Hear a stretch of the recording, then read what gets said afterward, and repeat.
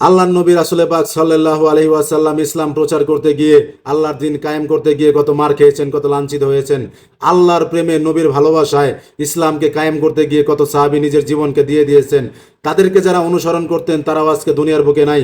বড় আফসোসের ব্যাপার, আজকে 1500 বছর পরে এসেও আমার আল্লাহর রাসূলকে নিয়ে কটূক্তি করা হয়, বাজে মন্তব্য করা হয় এই বাংলার জমিনে। আমি একজন মুসলমান হিসেবে আমি তাদের কোনো বিচার করতে পারি না, তাদেরকে কোনো শাস্তি দিতে পারি না। অতএব প্রিয় ভাইয়েরা, সামনে 12 তারিখে আপনারা এমন একজনকে ভোট দিবেন যারা ক্ষমতায় আসলে আমাদের ইসলাম কায়েম হবে। আল্লাহর রাসূলকে নিয়ে যদি কেউ কটূক্তি করে তাদের সাথে সাথে গর্দান নিয়ে নেওয়া হবে। এটাই আমাদের কাম্য। কারণ আমরা আসছি আল্লাহ তাআলার কাছ থেকে, আবার চলে যাব আল্লাহ তাআলার কাছে। আমাদের মৃত্যু একদিন না একদিন হবেই।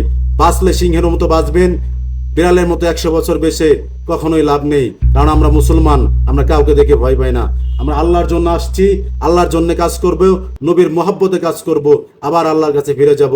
আমরা যেন কিয়ামতের ময়দানে আল্লাহ তাআলার কাছে বলতে পারি, সাহাবীদের মতো না হলেও, ওলিয়া আউলিয়াদের মতো না হলেও, আমরা তাদের একজন কর্মী হিসেবে, একজন ছোট গোলাম, একজন বান্দা হিসেবে আমরা আল্লাহর জন্য কিছুটা হলেও করতে পারছি, নবীর মহব্বতে কিছুটা হলেও করতে পারছি।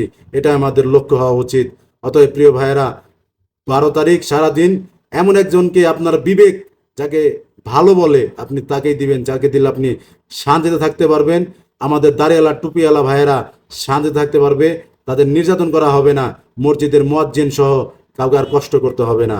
সবাই ভালো থাকবেন, সবাইকে ভালো রাখবেন। ধন্যবাদ সবাইকে।